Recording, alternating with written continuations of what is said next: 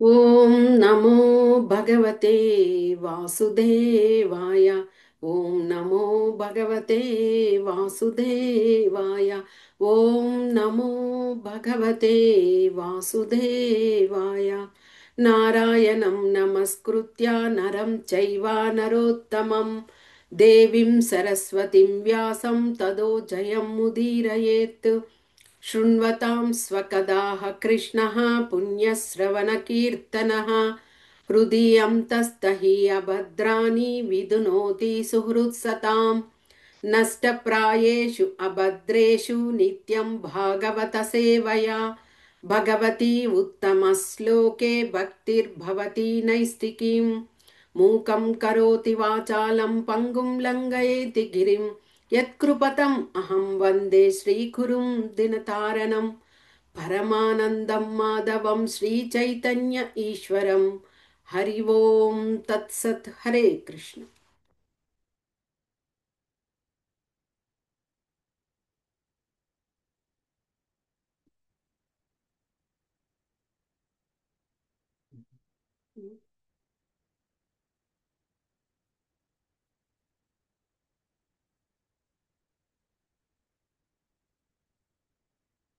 కృష్ణ ఈరోజు మనము శ్రీ బ్రహ్మ సంహితలో రెండవ భాగం తెలుసుకుంటున్నాము. బ్రహ్మ సంహిత సాక్షాత్తు బ్రహ్మ గోవిందుణ్ణి స్తుతించినటువంటి విధము. ఒక 10 శ్లోకాలు తెలుసుకుందాం. 5వ అధ్యాయంలో 41వ శ్లోక. మాయా హియస్య జగదండ సతాని సూతే త్రైగుణ తద్విషయ వేద వితాయమానాః సత్వావలంబి పరసత్వం విశుద్ధ సత్వం గోవిందమాది పురుషం తమహం భజామి. ఆనంద చిన్మయ రసాత్మతయా మనస్సు యః ప్రాణినాం ప్రతిఫలన్ స్మరతాముపేత్య లీలాయితేన భువనాని జయత్యజస్రం గోవిందమాది పురుషం తమహం భజామి. గోలోకనాంని నిజదాంని తలే చ తస్య దేవీ మహేశ హరిధామ సుతేషు తేషు ते ते ప్రభావనిచయా విహితాచ్చయేన గోవిందమాదిపురుషం తమహం భజామి. సృష్టిస్థితి ప్రళయ సాధన శక్తిరేకాః ఛాయేవ యస్య భువనాని విభూతి దుర్గాః ఇచ్ఛానురూపమపి యస్య చ చేష్టతేషాః గోవిందమాదిపురుషం తమహం భజామి. క్షీరం యదా దదీ వికార విశేషయోగాత్ సంజాయతే నహి తతః పృథగస్తి ఏతః యః సంభుతామపి తదా సముపైతి కార్యాత్ గోవిందమాదిపురుషం తమహం భజామి.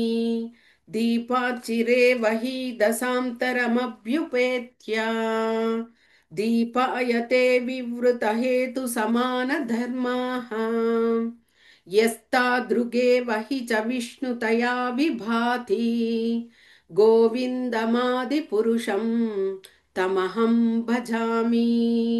యః కారణార్థవజలే భజతి స్మ యోగా నిద్రామనంత జగదండ సరోమకూపః ఆధారశక్తిమవలంబ్య పరాం స్వమూర్తిం గోవిందమాదిపురుషం తమహం భజామి.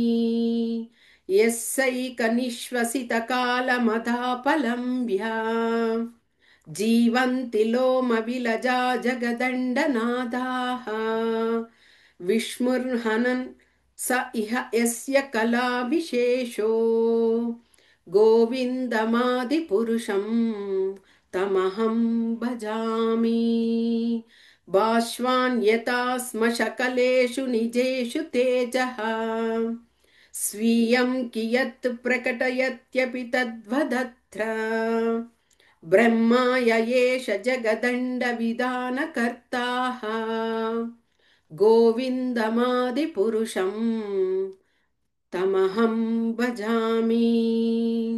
యత్పాదపల్లవయుగం వినిధాయ కుంభ ద్వంద్వే ప్రణామ సమయే స ఘనాదిరాజः విఘ్నాన్ విహంతుమలమస్య జగత్రయస్య గోవిందమాదిపురుషం తమహం భజామి.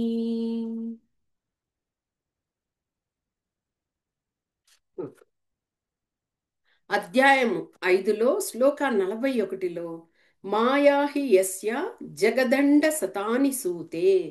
ఇక్కడ భగవంతుని యొక్క మాయాశక్తి గురించి తెలియచేస్తున్నారు. భగవంతునికి 3 శక్తులు ఉన్నాయి. అది ఒకటి బహిరంగ శక్తి, అంతర్గత శక్తి, తటస్థ శక్తి. ఆ బహిరంగ శక్తి అనేదే మాయ. మరి ఆ బహిరంగ శక్తియే భౌతిక ప్రపంచం. ఇక అంతర్గత శక్తిలో సంవిద్ శక్తి, సంధిని శక్తి, హ్లాదిని శక్తి అని 3 విధాలుగా ఉన్నాయి. ఇక తటస్థ శక్తి, ఆ తటస్థ శక్తిలోనే జీవులమైనటువంటి మనము ఉన్న ఆ స్థితియే తటస్థ శక్తి. ఇలాంటి భగవంతుడు కలిగి ఉన్నటువంటి ఇటువంటి శక్తులలో మాయాహి యస్య జగదండ శతాని సూతే త్రైగుణ్య తద్విషయ వేద వితాయమానా.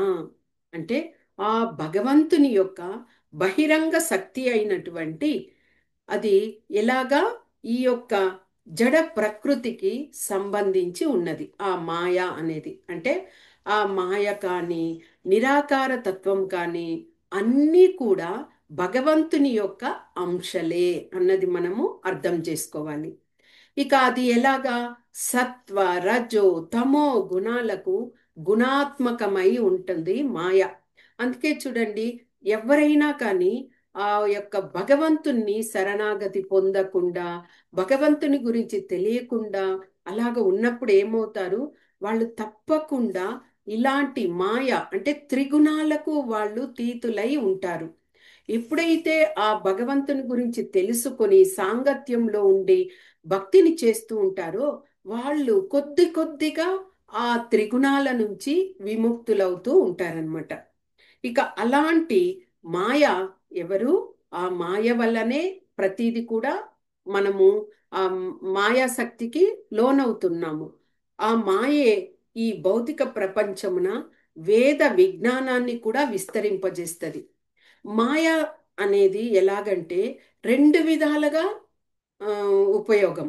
ఎలాగంటే ఎప్పుడైతే మనము భగవంతుని యొక్క ఆ సాంగత్యం భక్తియుత సేవలో ఉంటామో మనల్ని మాయ భగవంతుని దగ్గరకు చేరుస్తారు. అలా కాకుండా భగవంతుని యొక్క విషయమే తెలియకుండా నాస్తికత్వంతో అలాగ ఉన్నప్పుడు మాయకు లోబడిపోయి పతనానికి దారి తీస్తాం. అంటే ఆ మాయాశక్తి అనేది 2 విధాలుగా మనకు అక్కడ ఉపయోగపడుతున్నది. కాబట్టే మనము అలాగ పతనానికి దారి తీసుకోకుండా భగవంతుని యొక్క ఆ, భక్తియుత సేవకు మనము నియుక్తులమై ఉండాలి. ఇక అలాంటి ఆ మాయాశక్తికే మూల కారణంగా ఎవరున్నారు, భగవంతుడే సర్వ ఆధారమై ఉన్నారు. ఆ మాయకు కూడా భగవంతుడు ఆధారం కాబట్టి అతడే సత్వస్వరూపుడు కాబట్టి అలాంటి ఆది పురుషుడైనటువంటి ఆ గోవిందుని నేను భజిస్తున్నాను అంటూ బ్రహ్మ ఇక్కడ తెలియచేస్తున్నారు. ఓకే.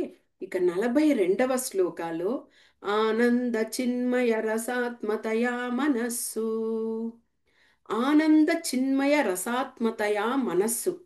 ఇక్కడ భగవంతుని యొక్క గుణము శక్తిని కూడా తెలియచేస్తున్నారు.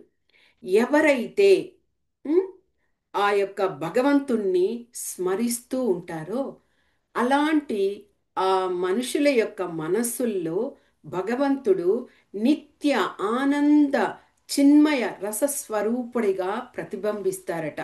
అంటే చూడండి, మనము భగవంతుడు చెప్పిన విధంగా అందరి హృదయాల్లో భగవంతుడు ఉన్నారు అనడానికి మన హృదయంలో కూడా భగవంతుడు ఉన్నాడు అంటే మనం నిత్యము ఆనందంతో గడుపుతామట.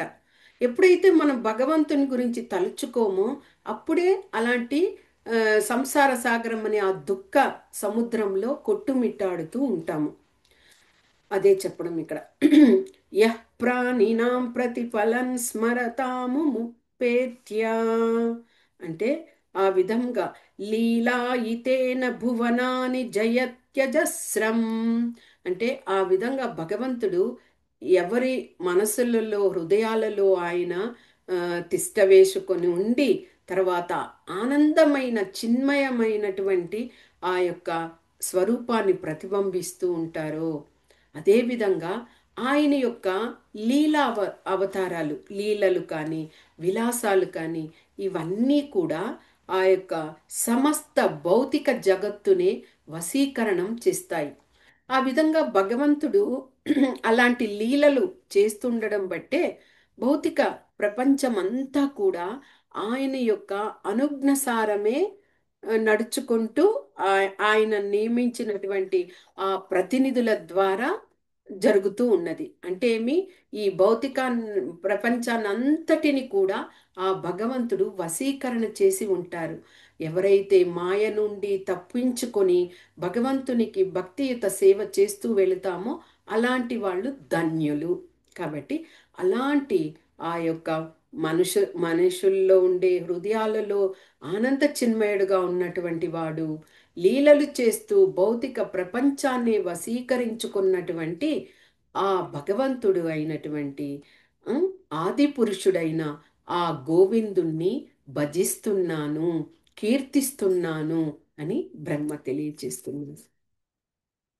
ఇక శ్లోకం 43లో గోలోకనాంని నిజదాంని తలే చ తస్యా, గోలోకనాంని నిజదాంని తలే చ తస్యా, మనకు వినీల ఆకాశంలో గోలోక ధామము ఉన్నది. అలాంటి గోలోక ధామము క్రింద మళ్ళీ 3 లోకాలు ఉన్నాయి. అంటే ఈ యొక్క భౌతిక జగత్తుకు మొట్టమొదట ధామమై ఉన్నటువంటి ఆ లోకానికి ఎవరు ఆ, ప్రతినిధిగా ఉన్నారు? దేవి ధామము అని పిలుస్తారు. దేవి మహేష హరిధామ సుతేషు తేషు. దేవి ఎవరు? దుర్గాదేవి. దుర్గాదేవి స్వయంగా భగవంతుని యొక్క సోదరిగా చెప్తారు. కాబట్టి ఆ దుర్గాదేవే ఈ ప్రకృతికంతా, ఈ భౌతిక జగత్తుకంతా కూడా ఆమె వశం అయి ఆమె అనుజ్ఞసారము ఈ భౌతిక ప్రకృతి అంతా కూడా జరుగుతూ ఉంటది. ఆమె ఎవరి అనుజ్ఞతో ఇవన్నీ నడిపిస్తున్నారు? ఆ యొక్క భగవంతుని యొక్క అనుజ్ఞ. అది దేవీధామము. ఇక మహేష, మహేష ఈశ్వరుడైనటువంటి శివుడు, శివుడి యొక్క ధామము ఆ భౌతిక లోకానికి ఆవల కొద్ది దూరంలో ఉన్నటువంటిది శివుని యొక్క ధామము. శివుడు కూడా సృష్టి స్థితి లయములలో లయకారకుడుగా ఉండి భగవంతుని యొక్క అనుజ్ఞసారము ఆయన లయం చేస్తూ ఉండడానికి ఆయన యొక్క అంశమై ఉన్నారు. ఇక హరిధామము స్వయం, అంటే ఈ భగవంతుని యొక్క స్వ అంశ అయినటువంటి హరిధామంలో నారాయణుడు సత్వగుణంలో ఉన్నారు. ఈ విధంగా ఆయన యొక్క ఆలోకం ఉన్నది. ఈ విధంగా ఈ వీరికందరికీ, అంటే వీరి ముగ్గురు ఎవరు? సృష్టి స్థితి లయములకు వారే ప్రతినిధులు, ఆధారం, పోషకులు అలాగా ఉన్నారు. వీరికన్నింటికి కూడా ప్రతినిధిగా అక్కడ భగవంతుడు నియామకం చేస్తూ వారికి అందరికీ అధికారాలను ఇచ్చారు. కాబట్టే ఈ 3 లోకాలు, అంటే దుర్గాదేవి, శివుడు కానీ లేకపోతే మహా అదే విష్ణువు కానీ బ్రహ్మ కానీ వీరందరూ కూడా ఆ భగవంతుని యొక్క నియామకంతో నియమించబడి వారి వారి యొక్క పాలనను చేస్తున్నారు. అలాగా ఎవరైతే అందరి యొక్క భగవంతుని యొక్క అనుజ్ఞసారం ఉంటున్నారో అలాంటి ఆ భగవంతుణ్ణి నేను ఆది పురుషుడైన ఆ గోవిందుణ్ణి భజిస్తున్నాను అని చెప్తున్నారు. అంటే ఇక్కడ ఆ ధామాలు మనకి మన భౌతిక విషయంగా తీసుకున్నప్పుడు 14 లోకాలు చూసాము. అలాగా ఆ లోకాలకన్నిటికీ పైక ఉన్నదే మనకి సత్యలోకంగా భావించబడతాం. మళ్ళీ మధ్యలోకం ఉన్నది, పాతాళ లోకం, అధ, ఊర్ధ్వ, పాతాళ లోకాలు ఉన్నాయి. అలాగే ఈ ఇన్ని లోకాలకు కూడా ఆ, ఇంద్రాది దేవతలందరికీ కూడా అధిపతిగా ఆ దేవాది దేవుడైన ఆ భగవంతుడు ఉన్నాడు. అలాంటి భగవంతుణ్ణి నేను భజిస్తున్నాను, కీర్తిస్తున్నాను అని బ్రహ్మ తెలియజేస్తూ ఉన్నారనమాట. ఇక శ్లోకం 44. సృష్టి స్థితి ప్రళయ సాధన శక్తి రేఖా చాయే వయస్య భువనాని బిభర్తి దుర్గా. ఇక్కడ కూడా దుర్గా, దుర్గామాత గురించి ఇక్కడ తెలియజేయడం జరుగుతున్నది. ఆమె ఛాయా స్వరూపిణి అయినటువంటి మాయాశక్తి. మాయాశక్తి అంటేనే దుర్గా, దుర్గా అంటేనే మాయాశక్తి. అంటే ఆ దుర్గ యొక్క ఆ నామములతో జనులందరి ద్వారా ఆమె పూజింపబడుతున్నారు. మరి దుర్గాదేవి యొక్క పాత్ర ఏమిటి? ఈ పూర్తిగా కూడా ఈ భౌతిక జగత్తు అంతా కూడా సృష్టి స్థితి వీటికి లయము భగవంతుడు శివుడు చూసుకుంటారు. అంటే వారి ఇద్దరి యొక్క దీని వల్లనే ఇవన్నీ జరుగుతున్నాయి. ఆ విధంగా సృష్టి స్థితి అనేటువంటి ఆ పాలన శక్తిని అంతటిని కూడా దుర్గాదేవి చూసుకుంటున్నారు. ఇంకా ఆమె ఇచ్ఛానుసారము ఆ కార్యాలన్నీ కూడా జరుగుతున్నాయి. మనం ఇదివరకే తెలుసుకున్నాం. మాయ అంటే అంతా కూడా దుర్గాదేవి యొక్క ఆధీనం. ఆమె తలుచుకుంటే మనల్ని భగవంతుని వరకు ముక్తి మార్గానికి ఆమె చూపిస్తారు. లేదు అంటే పతనము అవ్వడానికి కూడా ఆమె కారకురాలు అవుతారు దుర్గాదేవి. కాబట్టి అలాగా అంటే ఏమి? దుర్గా, దుర్గా అంటే దుర్గము అనే అర్థము వచ్చే సాంస్క్రిట్ వర్డ్ అన్నమాట. దుర్గము అనే పదాన్ని నుండి దుర్గా అనేది ఏర్పడింది. సాధారణంగా దుర్గము అంటే కారాగారము. మనకు తెలుసు, దేవకి వసుదేవుల యొక్క పుత్రులందరినీ కంసుడు సంహరిస్తున్నప్పుడు ఈ ఇక్కడ కృష్ణ భగవానుడు ఆవిర్భవించినప్పుడు ఆయనను గోకులంలోకి చేర్చి గోకులంలో ఉన్న దుర్గను ఇక్కడికి తీసుకురావడం జరిగింది. తర్వాత కంసుడు సంహరించడానికి ప్రయత్నించినప్పుడు ఆమె ఆకాశంలో తన యొక్క స్వరూపాన్ని కంసునికి చూపించడం కూడా జరిగింది. అంటే ఆమె సాక్షాత్తు ఈ భౌతిక ప్రపంచానికి అంతటికీ కూడా ఒక ఆ, శక్తిగా, సాధన శక్తిగా ఉండి నియామకం చేస్తూ ఉన్నారు. ఇప్పుడు అలాగా ఆ, ఆమె యొక్క కర్తవ్యాలు ఏమిటి అంటే చెప్పినట్లుగా అది పూర్తిగా భగవంతుడు ఆమెకి అప్పగించి ఉన్నారు. ఎవరైతే ఉమ్, ఇలాగా భగవంతుని యొక్క ఆమ్, ఉమ్, అంటే భగవంతుని యొక్క భక్తియుత సేవలో మరచిపోయి ఆ సాధు సాంగత్యాన్ని వదిలివేసి విస్మరిస్తారో అలాంటప్పుడు వారు అదృష్టం ఉంటే, ఒకవేళ అలాగ విస్మరించారు అంటే పతనమైపోతారు. అలా కాకుండా అదృష్టం ఉండి వాళ్ళు మళ్ళీ స్మృతి పదంలోకి వచ్చే విధంగా మాయాశక్తి అయినటువంటి దుర్గాదేవే ఒక సాధనముగా ఉంటారట. అంటే ఆమె మాయాతో కప్పబడి చేస్తే కూడా వాళ్ళు మళ్ళీ ఆ యొక్క భక్తిలోకి వెళ్ళే విధంగా ఆమె ఒక ఆ, సాధనంగా ఉంటారు. ఇప్పుడు ఎలాగా శిల్పి, శిల్పికి ఉలి చెక్కుతారు కదా, ఆ ఉలి అనేది సాధకంగా ఉంటది. ఆ విధంగా దుర్గాదేవి మనం అలాగ భగవంతుని మర్చిపోయినా కానీ మనలకి గుర్తు చేసి ఒక సాధకంగా మనల్ని భగవంతుని వద్దకు చేరుస్తారు. అదే అదే విధంగా శివుడు కూడా అలాగా వైష్ణవానం యథాశంభు అంటారు. అంటే వైష్ణవ భక్తులలో ఆయన పరమ శ్రేష్ఠుడుగా ఉండి వారిని అందరినీ కూడా భగవంతుని వద్దకు చేర్చే విధంగా ప్రయత్నిస్తారు. ఇది ఈ యొక్క దుర్గామాత గురించి తెలియజేస్తూ, అలాంటి దుర్గామాతకు కూడా భగవంతుడు ఆయన అదే ఆజ్ఞసారమే ఆమె నిర్వర్తిస్తున్నది కాబట్టి అలాంటి భగవంతుణ్ణి నేను ఆది పురుషుడైన ఆ గోవిందుణ్ణి నేను స్మరిస్తున్నాను, భజిస్తున్నాను అంటే చెప్పడం జరిగింది. ఇక శ్లోకము 45లో క్షీరం యదా దధి వికార విశేష యోగాత్ సంజాయతే నహి తతః పృథగస్తి హేతో. ఇది చాలా ముఖ్యమైన శ్లోకము. ఎలాగంటే క్షీరం పాలు పాలు ఉన్నదనుకోండి, ఆ పాలను కాచేసి మనం అలాగే ఉంచామనుకోండి, మరుసటి రోజుకి అది పెరుగైపోతుందా? కాదు, పాడవుతుంది. అంటే పాడవడం వేరు, పెరుగు మళ్ళీ మనకి ఉపయోగానికి వచ్చే విధంగా పెరుగు కాదు.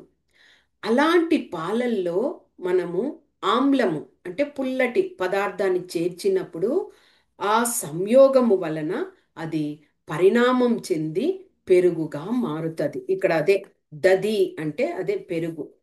ఆ విధంగా పెరుగుగా మారుతుంది. అంటే ఏమిటి అక్కడ ఆమ్లము అనేది చేర్చబడడం వల్లనే ఆ పాలు పెరుగుగా మారింది. సరే, పెరుగుగా మారింది.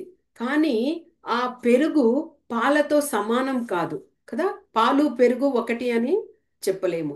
అదే విధంగా ఆ పెరుగన్న పదార్థము పాల కన్నా ఆ, వేరైనది కాదు. ఎందుకంటే పాల ద్వారానే ఆ యొక్క పెరుగు తయారైంది. అలాగని ఆ పెరుగు వేరు కాదు, అలాగని పాలకు సమము కాదు. ఇది మనము అర్థం చేసుకోవాలి. ఈ విధంగా యః సంభుతామపి తదా సముపైతి కార్యాద్. ఏ విధంగా ఇక్కడ పాలు పెరుగు సమం కాదో, పాలు ఆ, పెరుగుకి వేరు అయి ఉన్నదో, అదే విధంగా ఇక్కడ భగవంతుడు కూడా కొన్ని కార్యాల నిమిత్తమై ఆ విధంగా భగవానుడి యొక్క శంభు రూపంలో అంటే శివుని యొక్క ఆ రూపంలో పరిణామాన్ని పొందుతారు, స్వ అంశగా పరిణామాన్ని పొందుతారు. ఆ అలాంటి ఆ ఆ విధంగా రూపాంతరం చెందారు. అంటే శివుడు, బ్రహ్మ వచ్చి మహావిష్ణువు యొక్క నాభి నుంచి రావడం జరిగింది. ఉం, ఆ ఆయన క్రోధాగ్నికి ఇదయ్యి శివుడు రావడం జరిగింది. ఆ విధంగా శివుడు అంటే ఈ యొక్క రూపాలంతా కూడా భగవంతునిలోని అంశాలుగా వచ్చినటువంటి విషయాలు. ఇప్పుడు పాలు పెరుగు ఆ విషయాన్ని అర్థం చేసుకున్నప్పుడు మనకి ఏమిటి అన్న విషయం కూడా అర్థమవుతుంది. అలాంటి ఆ రూపాన్న పరిమాణము చెందుతాడు భగవంతుడు. అలాంటి ఆ భగవంతుణ్ణి నేను ఆ, గోవిందుణ్ణి నేను భజిస్తున్నాను, స్మరిస్తున్నాను అని ఇక్కడ ఆ భగవంతుడు ఎవరు శివుని యొక్క ఆ ఆ రూపం గురించి తెలియచేయడం. అందుకే ఆయనకు వైష్ణవానం యథాశంభు అంటే శివుడు కూడా ఆ భగవంతుని యొక్క అంశగా రావడం వలన ఆయన కూడా ఆయన యొక్క అనుజ్ఞ పాలనను తీసుకొని ఆ చివర సృష్టికి ఇలాగ మహావిష్ణువు సృష్టికి ఎలాగా బ్రహ్మ స్థితి పోషకుడిగా ఎలాగ మహావిష్ణువు లయకారకుడిగా శివుడి కూడా ఆ యొక్క భాగంలో ఒక పార్ట్గా అయ్యారు. అందరు కూడా ముగ్గురు కూడా. ఇదంతా కూడా ఎవరి వలన? ఆ భగవంతుని యొక్క అనుజ్ఞ సారమే వీరందరి యొక్క ఇవి జరుగుతున్నాయి. అంటే ఆ గోవిందుని యొక్క సంకల్పానుసారము శంభువు ఎలాగా ఆ కాలశక్తి ఆ విధంగా వచ్చి ఆ భగవంతుని అదే ఆ శివుని యొక్క సహచరిణి అయినటువంటి దుర్గాదేవి సాంగత్యంతో ఈ జగత్ కార్యాలన్నింటినీ నిర్వహిస్తున్నారు అని శివుని యొక్క ప్రత్యేకమైన తత్వాన్ని ఈ శ్లోకాల్లో తెలియచేయడం జరిగింది. ఇక 46వ శ్లోక తీసుకున్నప్పుడు దీపాచిరేవ హి దశాంతరమభ్యుపేత్య దీపాయతే వివృత హేతు సమాన ధర్మాః. ఇక్కడ దీపార్చిరేవహి దశాంతరమభ్యుపేత్య. దీపం మనం ఇది వరకు భగవంతుని యొక్క శక్తి గురించి తెలుసుకున్నప్పుడు ఆయన ఒక దీపంని వెలిగిస్తే ఎన్ని వేల దీపాలైనా వెలిగించినా ఆ దీపం యొక్క శక్తి సన్నగిల్లదు అని చెప్పడం జరిగింది. ఇక్కడ ఇక్కడ చెప్పే ఇది ఏమిటి అంటే, ఒక దీపం నుంచి ఇంకొక దీపాన్ని వెలిగించినాక కానీ ఆ వెలిగించిన రెండు దీపాలు సమాన కాంతితోనే వెలుగుతూ ఉంటాయి. ఒకటి తక్కువ ఒకటి ఎక్కువ అని కాదు. అంటే ఈ దీపంతో వెలిగించిన ఇంకొక దీపం కూడా అదే కాంతిని, శక్తి శక్తి ఒకటి, కాంతిని కూడా అదే విధంగా వెలుగొందుతూ ఉంటుంది. యస్తాదృగే వహి చ విష్ణుతయా విభాతి. ఏ విధంగా అలాగా సమాన కాంతితో ఆ దీపము ప్రకాశిస్తూ ఉంటుందో అదే విధంగా భగవానుడు కూడా విభిన్న స్వరూపాంశాలుగా సమానంగా విస్తరించును.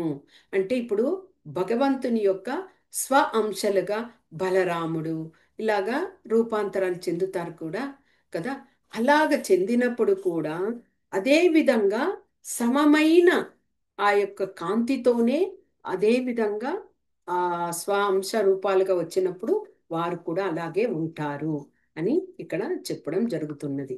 ఇలాగా భగవంతుని యొక్క విలాస ఆ, మూర్తి అయిన ఇదే వైకుంఠపతి అయిన నారాయణ యొక్క స్వ అంశం.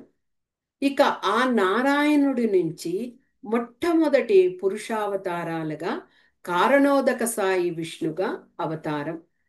ఇక ఆ కారణోదక సాయి యొక్క స్వ అంశముగా రెండవ పురుషావతారమైనటువంటి గర్భోదక సాయి విష్ణు.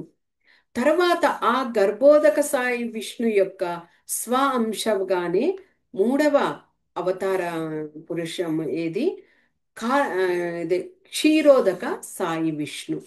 అంటే ఏమిటి? ఈ ముగ్గురు అవతార రూపాలన్నీ కూడా ఆ భగవంతుని యొక్క అవతారం నుంచి స్వాంశగా వస్తే కూడా వీరు కూడా భగవంతుని లాగానే పూర్తిగా ఆ అంశాలతోనే వాళ్ళు సమానంగా ఆ ఆ విస్తారాన్ని చూపుతారు.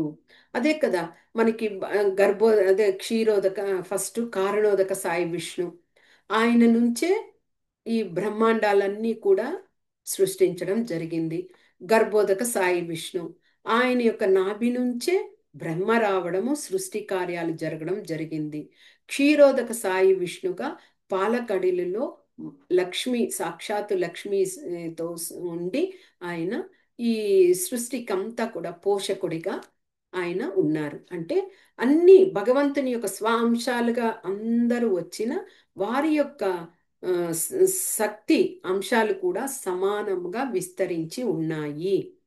అలాగా ఉన్నటువంటి ఆ యొక్క భగవంతుణ్ణి, ఆ ఆది పురుషుణ్ణి నేను ఆ, భజిస్తున్నాను అంటూ ఇక్కడ బ్రహ్మ తెలియజేయడం జరిగింది. ఇక 47వ శ్లోక 47వ శ్లోకాలు ఏముందో చూద్దాం.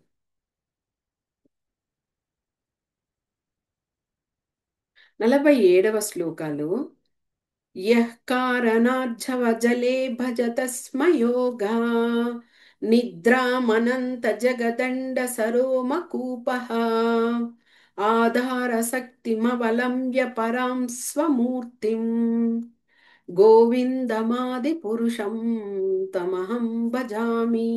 యః కారణార్థవజలే అంటే ఎవరైతే కారణం, ఎవరు కారణం? భగవంతుడు, దేవాది దేవుడైనటువంటి ఆ భగవంతుడు.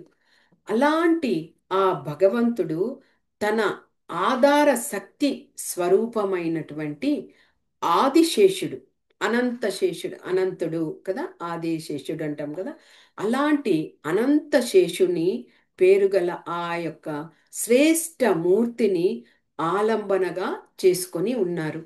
అంటే భగవంతుడు ఇప్పుడు యుగ యుగాలుగా చూసినప్పుడు మనకి మహావిష్ణువు ఆదిశేషుడు, తర్వాత త్రేతాయుగంలో శ్రీరాముడు లక్ష్మణుడు, తర్వాత ద్వాపర యుగంలో శ్రీకృష్ణుడు బలరాముడు, అదే విధంగా కలియుగంలో చూసుకున్నప్పుడు చైతన్య మహాప్రభుల వారు, తర్వాత నిత్యానంద ప్రభువుల వారు. ఆ విధంగా అంటే ఆ యొక్క భగవంతుడు వచ్చిన ఆ, వెంటనే వారు కూడా ఆయనతోటే ఉంటారు.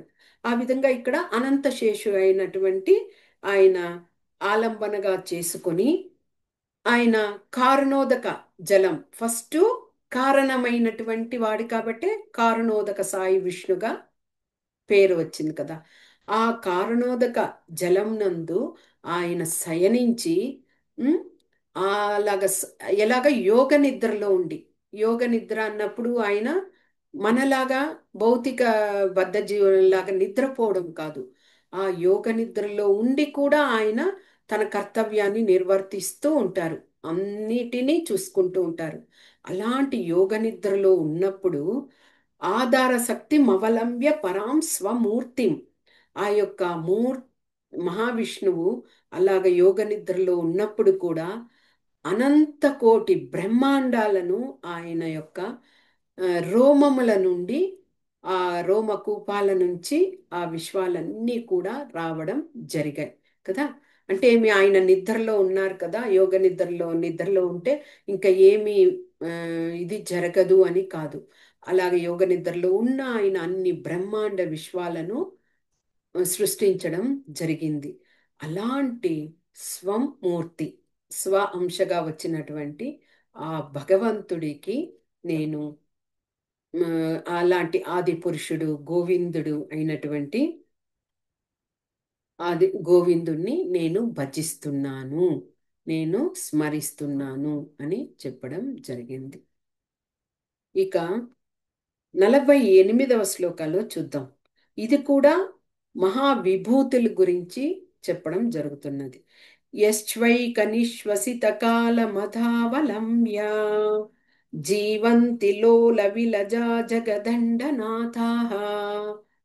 యశ్వైక విశ్వసిత అంటే ఆ భగవంతుని యొక్క విభూతులను చెబుతూ, లోమ విలజ అంటే ఇప్పుడే మనం తెలుసుకున్నాం కదా పై శ్లోకాల్లో, ఆ భగవంతుడు అలాగ యోగ నిద్రలో ఉన్నప్పుడు ఆయన యొక్క ఒక్కొక్క రోమము, ఆ హోల్ ఉంటది కదా, అది ఒక బ్రహ్మాండమైన విశ్వమట. ఆ విధంగా ఉమ్, ఆ మహావిష్ణువు యొక్క ఉమ్, ఆ రోమ రంధ్రాల నుంచి ఏ విధంగా ఆ బ్రహ్మాండాలన్నీ ఏర్పడ్డాయో, ఏ విధంగా ఆ మహావిష్ణువు యొక్క నాభి నుంచి ఆ కమల పత్రంలో బ్రహ్మ ఆవిర్భవించారు. ఉమ్, ఆయన ఆవిర్భవించి ఇక భౌతిక సృష్టిని అంతా కూడా ఏర్పాటు చేశారు. విష్ణు విష్ణుర్ మహన్స ఇహ యస్య కళా విశేషం అంటే ఆ భగవంతుని యొక్క పూర్తి ఆ యొక్క విశేషమైన స్వ అంశగా అన్నీ కూడా జరిగాయి. ఇంకా బ్రహ్మ, ఇంద్రాది దేవతలు అందరూ కూడా, మనువులు, ఈ విధంగా ఇంకా అందరూ దక్ష ప్రజాపతులు, మానసిక పుత్రులైనటువంటి అష్ట వసువులు, ఈ విధంగా అందరూ కూడా బ్రహ్మ యొక్క ఉమ్, ఆధారంగా ఆయన ఆ, ఇది చేసిన విషయాలే. ఇందరూ సృష్టించబడ్డారు. కానీ ఆ మహావిష్ణువు యొక్క నిశ్వాస, ఒక్కసారి ఆయన గాని శ్వాస తీసుకుంటే ఇక అందరూ కూడా ఆయన ఉదరానికి చేరిపోతారు. ఆ నిశ్వాస తీసుకోవడము అనేది ఎలాగా, కొన్ని యుగాలు అంటే బ్రహ్మ యొక్క 100 సంవత్సరాల అది జరిగిన వెంటనే ఆ విధంగా లయం అవుతుంది. ఆ విధంగా భగవంతుడు ఆ నిశ్వాసను తీసుకున్నప్పుడు అందరూ కూడా ఆ భగవంతునిలో లయమైపోతారు. అలాగా మళ్ళీ ఆ, ఉచ్ఛ్వాస తీసుకున్నప్పుడు మళ్ళీ యుగము ఇదవుతుంది. ఆ విధంగా వీటికి అంతటికీ కూడా ఆ భగవంతుని యొక్క స్వాంశ రూపాలే ముఖ్య కారణంగా ఆ భగవంతుడు విరాజిల్లుతూ ఉన్నాడు. ఆ విధంగా ఆ గోవిందుని యొక్క స్వాంశ రూపాలే ఇన్ని యొక్క పురుష రూపాలలో కూడా ఆ, అవతార రూపాలుగా పొందుతున్నాయి. కాబట్టి అట్టి ఆది పురుషుడైనటువంటి ఆ గోవిందుణ్ణి నేను భజిస్తున్నాను అంటూ ఆ భగవంతుని యొక్క ఆ విష్ణు తత్వము, ఉమ్, ఆ మహావిభూతి అంటే మహావిభూతి అంటేనే మనం ఇక్కడ భగవంతుని వైభవము, ఆ వైభవాన్ని, ఆ వైభవంకి ఏ దీనికి సరికాదు, సాటి రాదు. కాబట్టి ఆయన యొక్క స్వ అంశల ద్వారానే అవన్నీ కూడా ఇప్పుడు ఎలాగ పాలు పెరుగు గురించి తెలుసుకున్నాం. అదే విధంగా ఆ యొక్క అనుభూతులన్నీ కూడా భగవంతుని స్వ అంశ వివరంగా ఇక్కడ వివరిస్తూ తెలియజేయడం జరిగింది. ఓకేనా. హరే కృష్ణ. నెక్స్ట్ ఒక 10 శ్లోకాలు ఉన్నాయి, రేపట్లో తెలుసు. వాంఛా కల్పతరుభ్యశ్చ కృపా సింధుభ్య ఏవ చ పతితానాం పావనేభ్యో వైష్ణవేభ్యో నమో నమః.